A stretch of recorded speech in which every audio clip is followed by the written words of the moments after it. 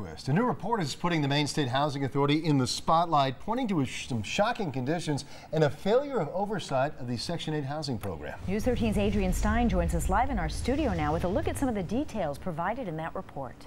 Well, Kim and Greg, scenes like the ones you see behind me here are really what prompted U.S. housing officials to get involved in Maine. These are Section 8 homes. The U.S. Department of Housing and Urban Development's investigation made some pretty alarming discoveries. Their audit looked at 61 Section 8 housing units throughout this state. Investigators found 53 of them, or 87%, did not meet HUD's housing quality standards. It also showed that 28 of those units had, quote, emergency or life-threatening violations requiring correction within 24 hours. News 13's Brad Rogers spent the day in Augusta looking into the changes being made going forward. HUD's initial inspection last fall resulted in 53 of 61 Section 8 housing units, 87% of them failing to meet its standards to provide decent, safe, and sanitary conditions. The most egregious examples of this were found in the community of Norway. The photos are shocking. A ripped-up floor with huge pieces missing, a tub and sink that are backed up with sewage, and a fire escape that leads to nowhere. Conditions so bad residents were moved out. Some of the those failures were pretty egregious. Maine Housing's new director, John Gallagher, believes inspections eased up in an effort to get needy families in homes more quickly. It happened, you know, we probably should have paid more attention at the time, and the response now is to make sure that we're looking at it all the time. Avesta Housing in Portland oversaw some of those properties in Oxford County. They're no longer involved in the housing voucher program. Of the 53 units that failed inspection, nearly all of them have since been fixed. Those that weren't have been dropped from the program.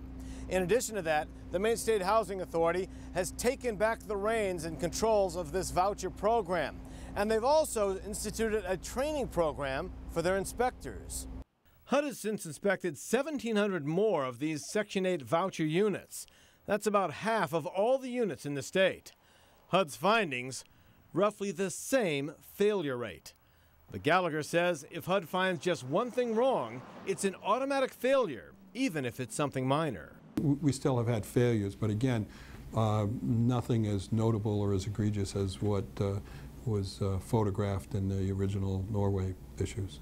Gallagher says Maine Housing is committed to raising the bar when it comes to meeting housing standards, even if it likely means the 6,500 people now on a 3 to 5 year wait list for a Section 8 voucher home has to wait a little longer. In Augusta, Brad Rogers, News 13. Now, Maine Senator Susan Collins asked the feds to look into the Maine Housing Authority last year. She says she is shocked by what is in this report. Here we have taxpayer dollars being used to subsidize the rent of units of housing that were not fit for families to be living in. That really is disgraceful. Senator Collins says the Department of Housing and Urban Development will be doing more audits in the future and have promised to inspect virtually all of the subsidized housing in Maine. We are following some breaking news just into our newsroom. The police have just rearrested the Gorham man accused of sexual assault in connection to an incident involving 2 young girls. Our cameras were there as police caught up with Michael Emerson. Emerson was arrested at his parents' house in Gorham and is on his way to the Cumberland County Jail right now. This was the scene there in Gorham just 15 minutes ago. Yeah, Emerson's facing 2 new child sex charges tonight, we're told, after at least one more victim apparently came forward to say they were abused by Emerson. We'll have much more on this story as it develops tonight on News 13 at 11 o'clock. A registered sex offender is back in jail tonight for having contact with a child. Police say that's a clear violation of his probation. And a police officer says he's the one who caught the sex offender with that young girl. Our Jana Barnello is live in Richmond with these details. Jana. Kim, Greg, 20-year-old Zachary Allen Dunning is in jail tonight. He didn't hurt anyone, but police say he had contact with a young child down this path behind me, and he's not supposed to be doing that. The police officer who caught him says he was just in the right place at the right time. Police officer Douglas Bellevue was pumping gas at the Public Works Department Friday afternoon when he noticed a man and 2 young girls walking up a path near the school. Bellevue says he recognized the man as 20-year-old Zachary Dunning. He's a registered sex offender. In February, Dunning was convicted of sexually assaulting a child. He served several months in prison and was released on August 4th on probation. Now, one of the terms of Dunning's probation is that he's not allowed to have contact with anyone under 12 years old. Officer Bellevue says one of the girls Dunning was seen with is 17 years old, but the other is 12. He says his intentions were he was walking with his friend who was there to talk to the 17-year-old girl. Dunning is now back in jail on probation violation. He's being held without bail as of this moment. Live in Richmond, I'm Jana Barnello, News 13. Kim Gregg, back to you. All right, thank you, Jana. Well, the Maine Turnpike Authority Board is hearing from angry commuters who are upset about toll increases and some changes to part of the Easy Pass program. The Turnpike's board says the changes aren't easy, but they are defending those changes tonight. Our Steve Roldan is following the story live for us in Falmouth. Steve, to you. Well, Greg, in just a matter of weeks, we'll all be paying a lot more to use the Turnpike here in the state of Maine. But it's those drivers who are in the commuter program that'll feel the highest increases. The board members heard from angry commuters at one of their meetings early this morning. Many are upset at the changes that'll be kicking in just a matter of weeks. The Maine Turnpike Authority is transitioning from the commuter program to a volume-based program. Now, under the commuter program, drivers paid a flat fee 4 times a year to go from one specific point to another. The new program drops those discounts. Under the new program, the more you travel, the higher a discount you get. That discount would apply to everyone with an Easy Pass. Turnpike officials say they've kept the price of the commuter program artificially low for years while tolls for everyone else have gone up. But that reason is not good enough for some drivers. I pay $58.50 a quarter right now to travel from Wells to all points in between from Wells to Gray. I'm going to pay a minimum of that much a month. And then I'm going to get a little discount. Well, my discount is based off of my Easy Pass, based off the Easy Pass rate, which is actually higher than the commuter rate. So you can't tell me that that if the commuters are such a small portion of what they have, you can't tell me that they're going to get hurt that bad by allowing us to have an additional discount. The Turnpike isn't trying to save money on the backs of these people. What we're trying to do is to develop a discount system that will be broadly applicable and fairly applied to all of the people that sign up for an Easy Pass transponder. And that leads you to a volume-based system.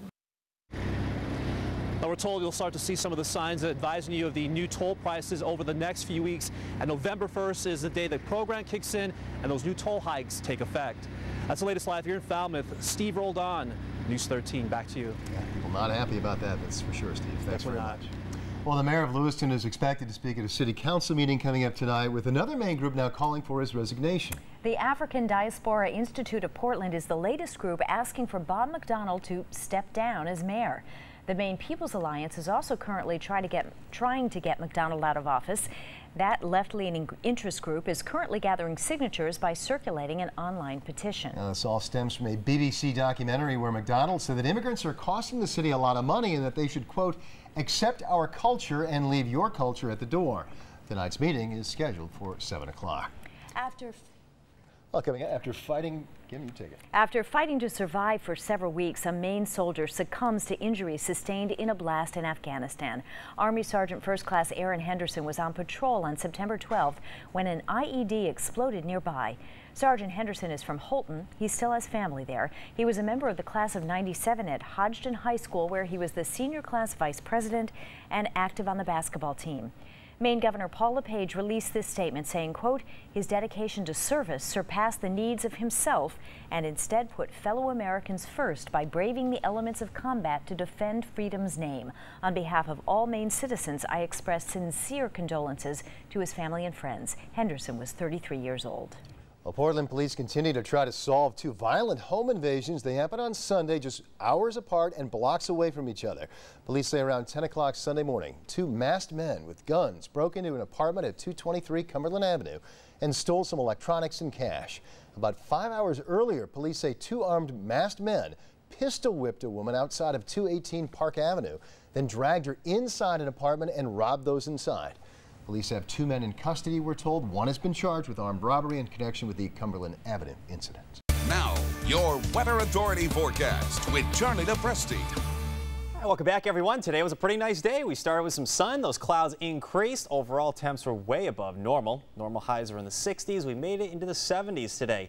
Now, going forward, looks like we have a few showers rolling in tonight. It's not going to be a huge deal. In fact, tomorrow looks mostly dry. Let's take a look at that 3-day forecast. I want to start out with some clouds and sun tomorrow. In fact, more clouds than sun. Greatest chance for showers tomorrow will be during the morning hours. Upper 60s for highs if we can squeeze in a few sunny breaks, especially away from the coastline.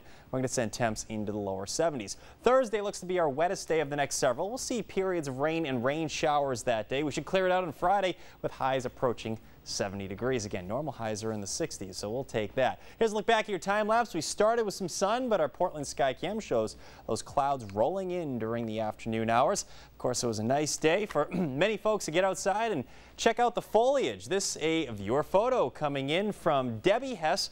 She took this photo up in the White Mountains in New Hampshire. You can see the foliage near peak in a few spots there. Of course, the official foliage report for the week comes out tomorrow, so I'm looking forward to that one. Peak foliage around here is usually the second or third week in October, that over extreme southern and coastal parts of Maine. Of course, peak foliage already being reached over northern sections. Okay, let's start talking about our weather. We have a burst of rainfall tracking just to our south. The trajectory of this, it takes it just south of us during the overnight hours, so most of the steady heavy rain should stay just south of our region. Instead, back at home, we just have cloudy skies with a chance for a few showers. Here's Doppler HD tonight. I'm still tracking a few showers over southern portions. Notice there's New Hampshire, coastal New Hampshire, down to southern northern parts of Massachusetts. That's where we're seeing the steadiest rainfall tonight. Okay, the eastern half of the United States looks pretty unsettled. We're tracking an area of low pressure right in here, a warm frontal boundary right in here, and ahead of that, we're seeing these clouds and showers develop. Now, there's the chance for showers late tonight to early tomorrow morning, then just a lot of clouds tomorrow. Our greatest chance for any steady rainfall over the next couple of days will be on Thursday, that with the passage of a front. Notice most of the shower activity stays over extreme southern Maine late tonight and early tomorrow, 7 o'clock tomorrow morning. There's the chance for a brief shower. Not everyone's going to get one. If you get one, it's not going to last very long, but I do feel confident that it's going to start out cloudy tomorrow, and skies are just mostly cloudy throughout the afternoon. Most of the day tomorrow should be dry. However, I can't rule out a brief spotty shower during the afternoon. Temps tomorrow, well, generally 60s to near 70 degrees. I think these temps are probably a little bit too cool. We should be in the upper 60s at least. If we can squeeze in a few sunny breaks, we're going to send temps into the lower 70s tomorrow. Greatest chance for that will be away from the coastline. There'll be an onshore wind developing. Okay, storm tracker takes us right into Thursday now. Periods of rain that day. There's a fair amount of green showing up on the map. That indicates a few of those showers. The temps look a little bit cooler that day. High temps should stay in the low 60s. All right, lows tonight, upper 50s to near 60 degrees. Let's remember, this is October, so it's going to be a mild night. A southwest wind tonight around 5 to 10 miles per hour. That's going to shift over to the east. Chance for a few showers, especially over southern sections. High temps tomorrow make into the upper 60s to near 70 degrees. A lot of clouds out there. Again, there's the chance for a shower. Greatest threat will be during the morning hours. An east wind should keep the coastline just a little bit cooler than inland areas. Okay, Thursday, periods of rain. Friday, we clear it out. Just the chance for showers on Saturday. I still think Saturday is the best part of the weekend. It's looking like a chilly rain moves in on Sunday. In fact, some the higher elevations in the mountains could be looking at their first snow of the season. That on Sunday, and that's in the higher elevations in the mountains. I don't want to scare anyone right now. Monday and Tuesday do look cooler, though. Notice those highs struggling to get out of the mid-50s. Boy, back to reality. That's it. It's October for you. Something for everyone here. There's warm temps, there's a few raindrops, and there's also a big cool down in that forecast. My deck is not painting itself. You need to paint that deck. That's right. Friday's your next day, Greg. All right. It's the never-ending project. Talking about it in November. Yes, you will. All right, thank you, Charlie.